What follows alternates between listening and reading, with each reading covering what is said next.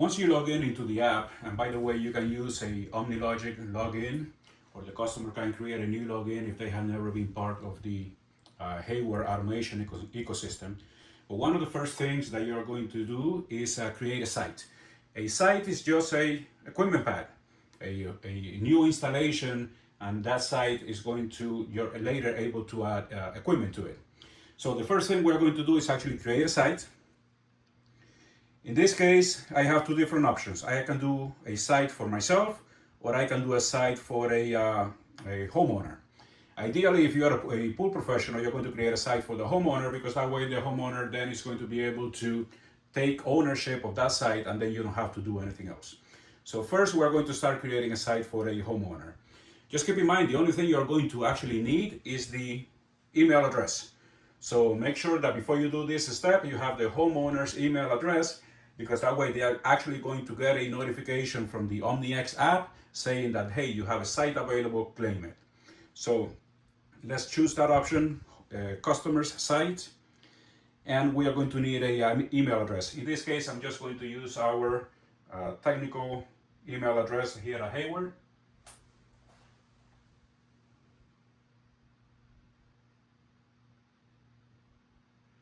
So it's technicaltraining@hayward.com. Continue. We are going to create a site name. You can put the homeowner's name. In this case, I'm just going to do a test site. Click continue. You're going to be able to select a country. Right now, there are just two options, US and Canada. We are in US, so we're going to select that. Click continue. And then a site address. In this case, I'm just going to choose our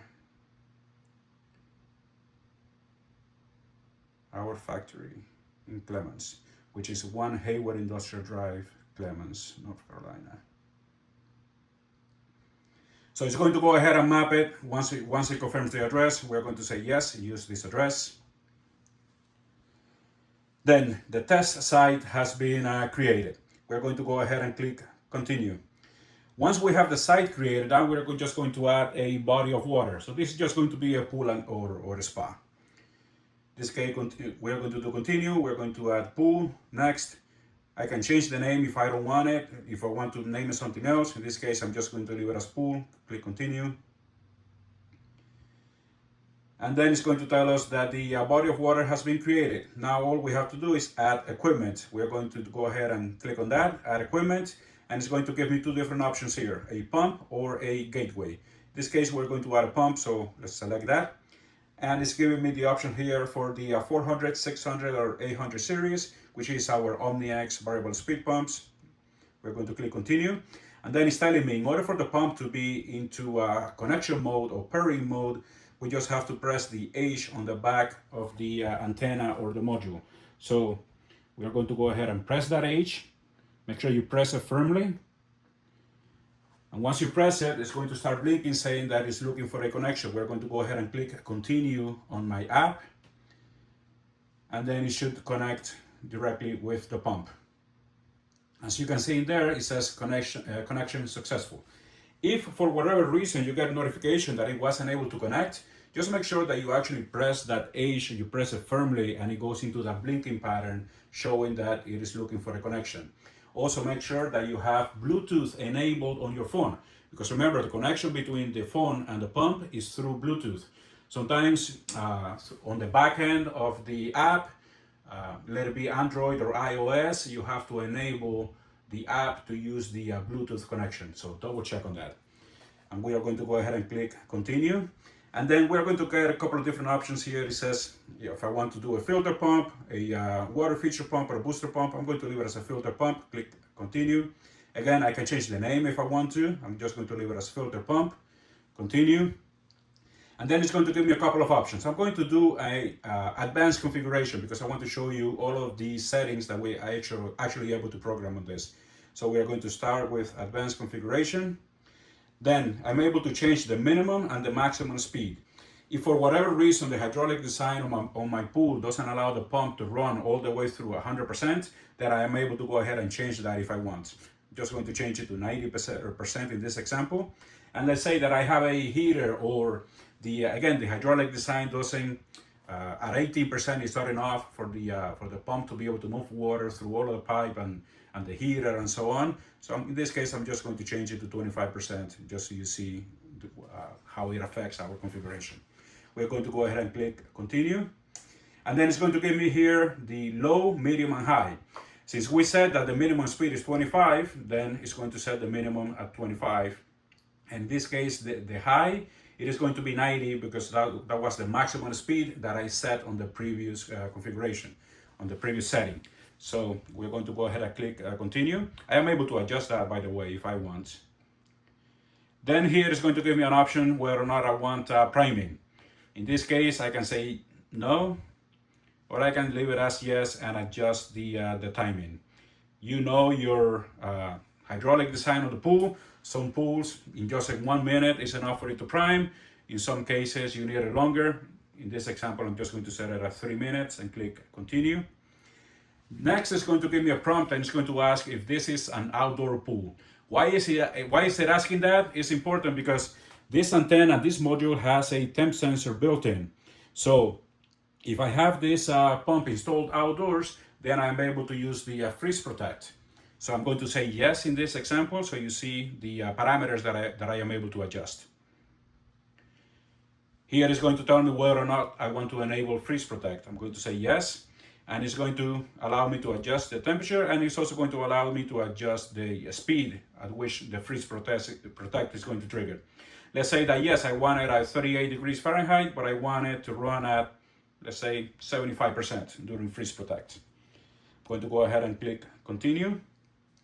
And then here it's going to give me all of the settings, all of the parameters that I have configured. The filter pump, the filter type, the minimum and maximum speeds, the preset speeds, my priming, and my freeze protect. Once I click continue, it's going to go ahead and send all of this configuration directly to the pump. So the antenna, the module is actually going to save this configuration. It is not going to be saved just on the app. Next, what I'm able to do is actually add a schedule. We're going to go ahead and click continue. From the factory, the pump comes set up to run 24 hours a day at 50%. So if you install the pump and you don't do any configuration, then every time the pump receives power, it is going to run at 50%, 24 hours. In this case, I want to go ahead and adjust that. Let's say that I want every day of the week at 8 a.m. from 8, let's say, to 4 p.m. I wanted to go ahead and run at 50%. So that gives me 8 hours of runtime. I'm able to go ahead and save that. And then I'm going to add another schedule. I click here, add schedule. And I want to say, yeah, I want it to run at a high speed every day. Let's say from 5 p.m. to 7 p.m. Let's say the homeowner is back at the house. They want to be able to see the waterfall or the water feature that they have running. They want the pump running at maximum speed during that time. Then I'm able to go ahead and set 2 hours at high speed. And I click add.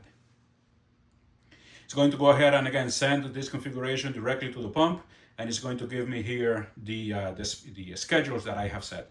I am able to add all the way up to 10 different schedules, so keep that in mind. Once I have those, I'm able to go ahead and click continue, and it's telling us, hooray, the pump has been configured. I can just click done, or if I have any more pumps that I'm adding to the same site, I just go ahead and click add equipment. In this case, I am done, so I'm just going to go to done. I'm going to go here to the test site, which is the site that we have created. I'm going to go back here and in the home screen, and it's telling me here that I have the filter pump. I'm going to click on it, and I'm going to turn it on. I click on the top right in order to turn it on. You're going to hear the pump running. Remember that we have set it at 90% for 3 minutes in priming. I'm going to go ahead and bring that down just so you can hear me.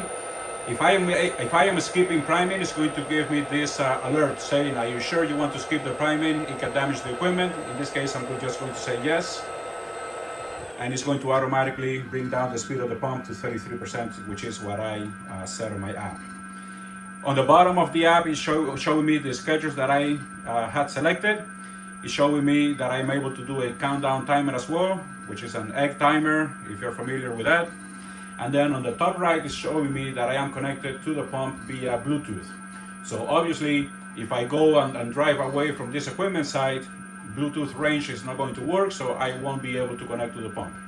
But all of the configuration that I set is automatically saved on the pump, so I don't have to be worrying about, if the phone is not within range on the pump, that the pump is not going to run the cycle that we have set. And then obviously if I use the gateway, then I have connection, doesn't matter where I am. I'm going to go in here into the settings. I want to show you what you are able to see under the settings. First of all, equipment info is going to tell us the horsepower that I have. In this case is 1.25 total horsepower. It is on a TriStar pump. And then it's going to tell me the date that it was adding, MAC address, and most importantly, it's going to give me here at the bottom, it's going to give me the firmware revision. If there was an update, I will be able to go in here and actually push an update directly to the drive or directly through the module via Bluetooth.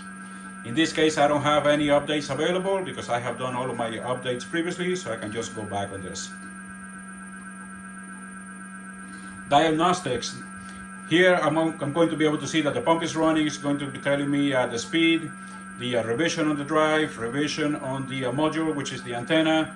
It's going to tell me as well if there's any errors. In this case, I don't have any. And it's going to tell me the drive temperature, the air temperature, and the water temperature.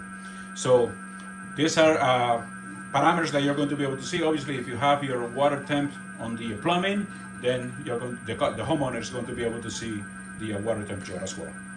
And then on the last option here, I'm going to go into equipment settings. And here I am able to adjust. If for whatever reason the minimum speed that I had is different, or I want to change the minimum and the maximum speed, or I want to change the presets, I'm going to go ahead and I can do that here. And then the temp sensor, if I need to calibrate it, I can go all the way to the bottom to where it says temp sensor calibration, click on that, and then I am able to adjust it plus or minus as needed. In this case, I'm going to leave it to 0 and click continue. Let me go ahead and go back. If for whatever reason I want to remove the pump under settings, you see an option right there on the bottom that says remove the pump. And then it is going to remove the link that the pump has to that site and to that app. In this case, I'm going to go back. And then I want to show you that on the top I have 3 different speed settings. And these are the speeds that we configured previously. Low, if I just press that, it's going to bring it to the 25%. Medium the same, and then the high, which was at 90.